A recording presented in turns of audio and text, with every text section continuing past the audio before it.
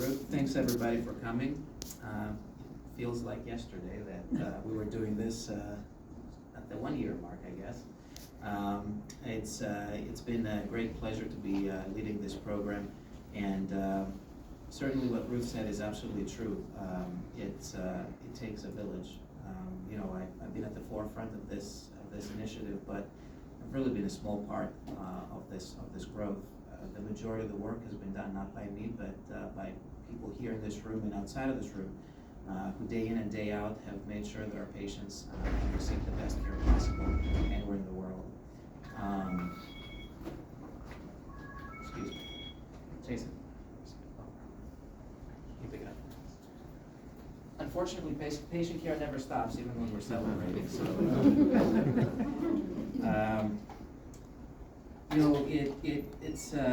we were talking with Angie earlier, and we didn't realize where time went, and we worked a lot in the last 5 years, and like you said, 7,000 patients have come through our doors. It's obviously humbling to see how well the community has received this program, and certainly how well our patients have done. And when we started, we had a vision, and the institution had a vision, and that vision and the leadership of our executive team is really what fueled this development in its initial stage. And a lot of these folks are here today. Dr. Bekelis was the chief medical officer back then, and he's still here today. And a lot of the credit goes to that team. Ruth started very early on in that process to lead the hospital, and has done tremendous work to support this program, but also the future face of growth for Good Samaritan Hospital. And you see a lot of the pictures around for the new pavilion. I'm sure a lot of you had a great time trying to find parking today. Thank you for that, Ruth. And John McMurray. Yes, I knew you'd say something. Thank you for everything you've done. John came to us obviously from the military, and has made sure that our program has functioned. He was here since the beginning of the program also, and made sure that everything runs smoothly from an operations perspective. And then a lot of other people have been, from the administration's perspective, have been here and very close to the development of this program. The big component of what we do is quality and data collection. So being a comprehensive stroke center means that we make sure that every patient gets the best care every single time when it comes to stroke, and that you have the mechanisms to identify any issues and problems and processes, and then correct them as you move into the next patient. And that happens in real time. And it takes a phenomenal team on the quality side, and that's Karen Antaki, our stroke coordinator, who unfortunately, due to family issues, couldn't be here today. But she's certainly a big part of this success, and I owe her obviously a lot for being here for the program. And then Rich Abbey, who is kind of the data quality person, and Vinny Angelora, the VP of quality, thank you, Vinny, who has gone with us through how many surveys now? 2, and we're about to do our 3rd survey for recredentialing as a comprehensive stroke center. And he has a phenomenal team behind it, in addition to the people I mentioned. And I'd be here talking for about 3 hours if I were to mention every single person. And I'm sorry if I'm not recognizing you today, but I'm very thankful for everything you've done. And then it comes down to the individual units, right? So we opened, when we started, the first neuro-intensive care unit and neuro-step-down unit in the South Shore of Long Island, actually in Suffolk County at the time. We were the first neuro-ICU, which was not an easy undertaking. And it was a multi-leveled approach. We had great clinical leadership. Dr. Ahmad, who's here today, all the way in the back, hiding. So he directed the ICU together with me, and we were able to create processes together with nursing leadership to take care of these patients after they've received life-saving procedures. And then the nurses in the neuro ICU, when we started, I remember 65 new employees were hired by the institution, which is not easy. We had to do a tremendous recruitment effort to get all these people here, and the biggest component of what we hired was nurses. We found some phenomenal nurses, and a lot of them are my friends today, they've started as nurses in the neuro-ICU, and they transitioned and they became nurse practitioners, and some of them stayed with us, some of them transitioned into new roles, and we had new nurses to come. But this is a sign of a very healthy, very growing, very expanding and growing program, that you're able to bring people in, nurture them, teach them, make them advance their careers, and then move to the next step of their careers. And so we've really not only taken care of patients, but made sure that education and kind of the medical establishment also produced people that are able to then go somewhere else and offer these services. And then we grew in other services such as physical therapy, occupational therapy, speech. Obviously, these are crucial when it comes to stroke, and rehab services are very big in Catholic Health. Obviously, we have a lot of sister facilities that offer rehabilitation services, but locally, these rehabilitation services also grew dramatically, and we were extremely proud to see that growth.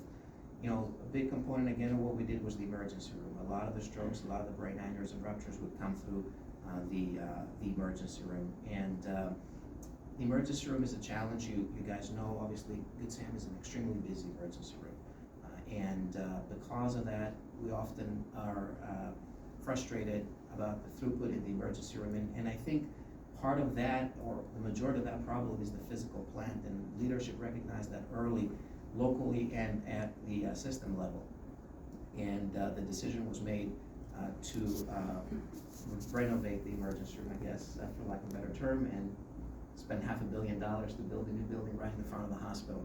And that building will have a new emergency room with private bays, operating rooms above that area, and then private patient rooms above that. And it's a phenomenal concept, and also it'll really change the footprint of the hospital and how we interact with the South Shore. And when it comes to stroke, our area of interest, it will really change things for stroke dramatically. We have 3 CAT scan machines now in the new building, or we will, and one of them will be dedicated to stroke. So patients that come in with a stroke or suspected stroke would be going into that machine, and they'll be able to get most of the interventions in the scanner. So you don't have the in and out time is brain, like we like to say, and so the quicker these patients get treatment, the better. They'll be able to go in, get a CAT scan, make sure they're not bleeding in the brain, so that they can get clot busting medicine, TPA, and then a decision is made for mechanical thrombectomy, which is what we do on the back end, and then bring them up. 1 floor up in our second biplane room at the time to offer care there. And yes, we do need a second biplane, and that's our expansion that's coming. We've started really. We started, and we were very busy from the very, very beginning, but now we are really busy. And so I started by myself doing endovascular procedures, and it took a couple of years until I was able to recruit a good friend, Dr. Misios, to come here and help me take call. After that, most recently in the last year, Dr. Marisfoy, who's somewhere in the audience, right there, joined me. Both very well-known, very well-recognized clinical leaders nationally. They decided to join us, and came from different parts of the country, Boston, Ohio, and they came here to really grow this program. And now we're doing over 1,000 endovascular procedures a year. The room is constantly busy. We're frequently done. And I think the best time we're done these days is 6 p.m. I think people are happy when we're done at 6, and then there's often the 9 p.m. days. And so we're welcoming the new biplane room, and so the growth has been tremendous. And a lot of the day in, day out work is done by my team in the angio suite, and these are folks that, again, some of them came here from other areas of the country. Jason, all the way in the back, he came with me from Philadelphia when we started this program. So we came here with a vision, and look at what it is today. Then, in addition to Jason, I have two other technologists now, Matt and Joe. They are helping us. They're dedicated to our team. They don't do cardiac or any other procedures. And then we have advanced practice providers. Elizabeth and Amanda have been with me for a long time now. Really, they're making me look good. They do most of the work, and I just put my face in things, and it works great. And then, most recently, Danny joined the team, and we have a phenomenal group of nurses that work downstairs with me, and a lot of them are here today. I think Sharon, Michelle, and Nicole are here. Yes, right there, all the way in the back. And we have another Michelle and Rob. They are a phenomenal group of people. Again, I'm sure I definitely didn't recognize everybody that contributed to this program, but it is my intention to do so, and certainly it's a program that transcends departments across the hospital. It's not just the neurointerventional suite, it's not just the neuro-ICU or the emergency room. Stroke is a disease that can happen anywhere in the hospital. Patients can go anywhere, and so you need to educate and train pretty much everybody. When we were going through the first Joint Commission certification, one of the requirements is that everybody who touches a stroke patient needs several hours of stroke education, and we were trying to find a way to optimize how many people we're going to train, because it's a big hospital. We were thinking, well, maybe we train just this unit, because that's where most stroke patients go, and then we realized they go everywhere, so we educated everybody. But that was not easy. And again, tremendous amount of work from Karen and Taki and the team, and they really take the majority of the credit for the success of this program. So what the future holds is more growth for this program. There's definitely more and more disease that's being treated with what we do. We treat mainly strokes, brain aneurysms, and other kind of cerebrovascular pathology. Arteriovenous malformations, Moyamoya disease, other rare pathologies, carotid disease. But there's more and more down the line, and now we see that intracranial atherosclerosis or plaque buildup in the brain can contribute to stroke, and is treatable endovascularly, and there's more clinical trials that are being done right now, so hopefully those will be in favor of life-saving interventions for these patients, and we'll be able to expand even further. But I think certainly kind of engaging with the community and having the support of Emergent Medical Services, who has been phenomenal in the last 5 years. Really, they've embraced the program, and we keep an open dialogue with them, and we try to give them feedback. It's very busy, but I think Karen is doing a good job returning to them with cases and telling them, when they do a good job, and they've backed the program substantially. Right now we are the first and only comprehensive stroke center in the South Shore of Long Island. A lot of firsts happened here. A lot of new devices were implanted here. A lot of new stents for brain aneurysms or for stroke were used here for the first time, and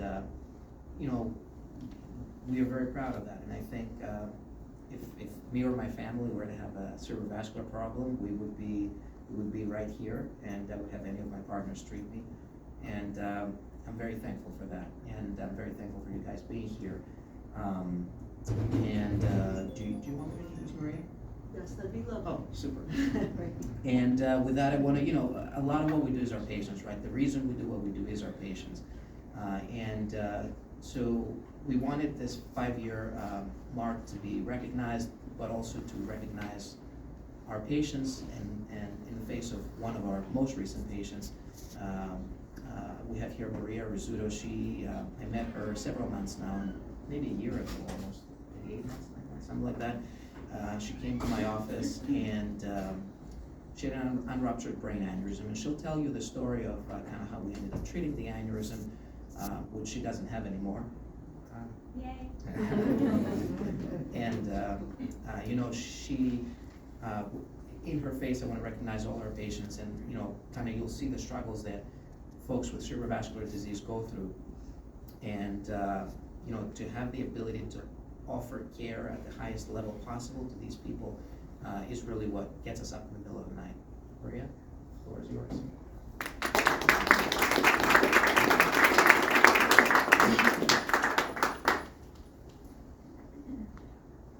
Good morning,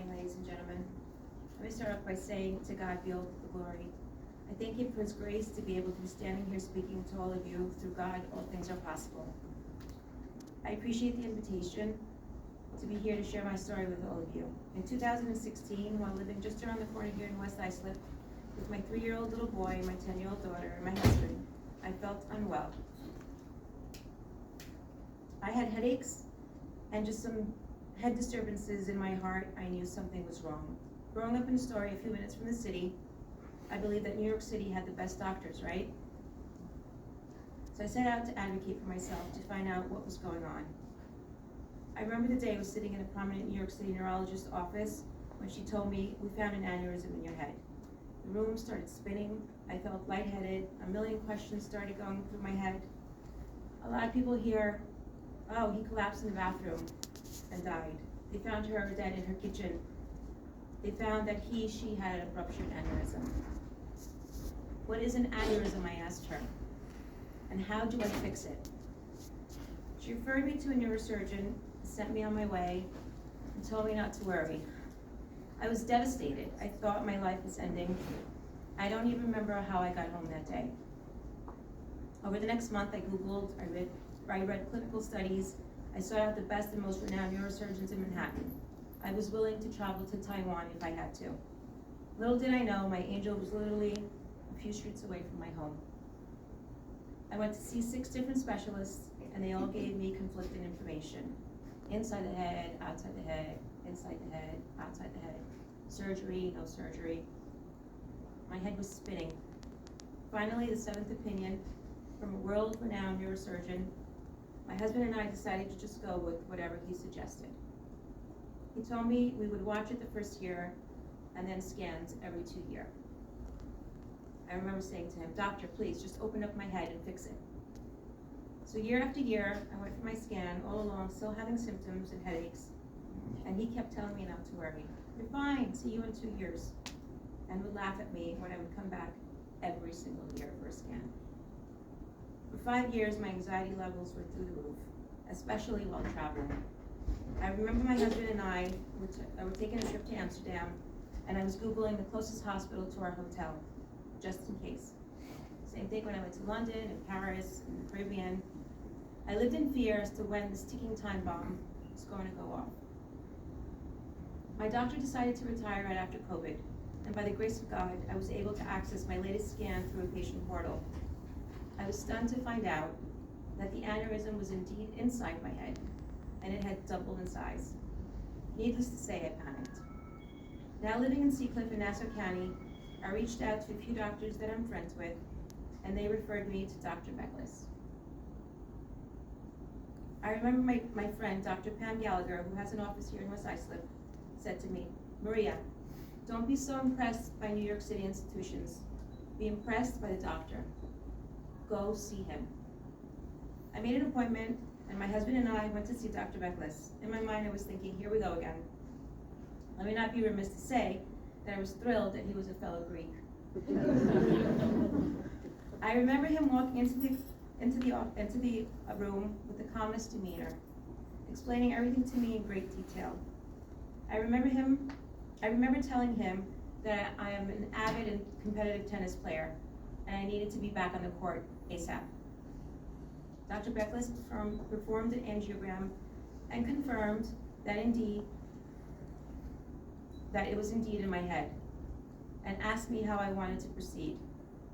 I remember looking at him and saying, "Are you kidding me? Can we fix it tomorrow?"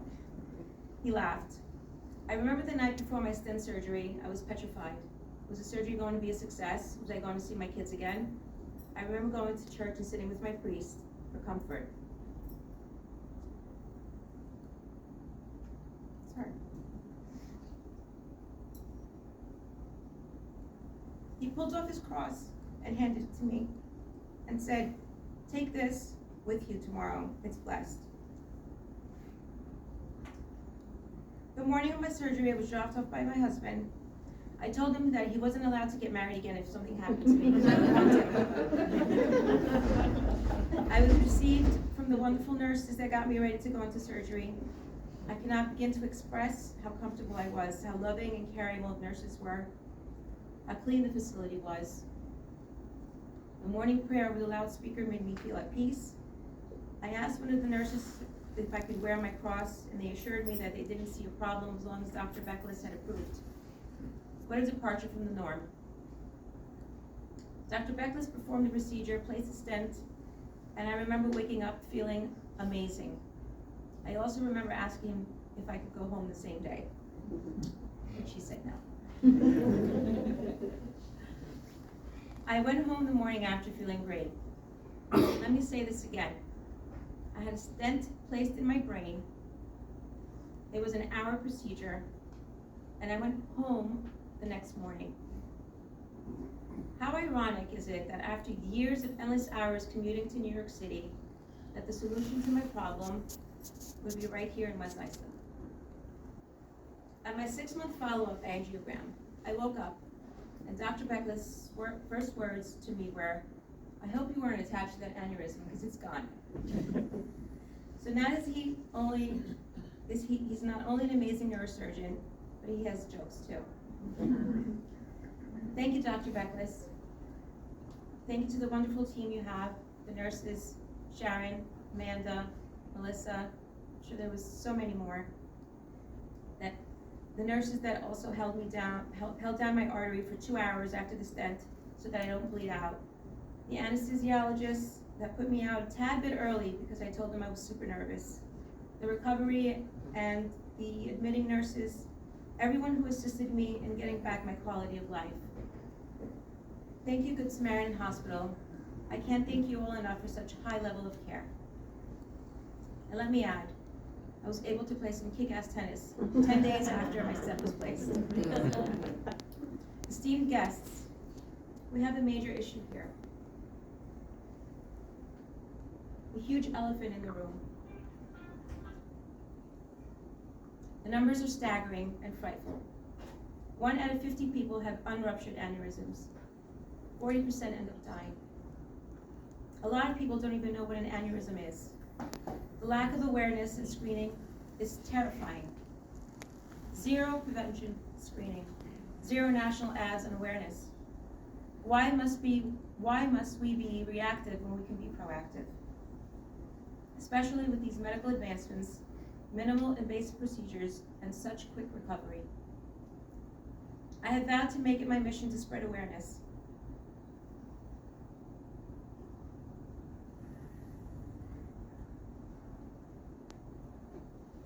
I know I'm a small fish in a big pond, but if I can save one life, my life would be meaningful. We must do better. We have to do better. What if the next person who dies from a ruptured aneurysm is your brother, your mother, your sister, or your child? We need to do better. Thank you.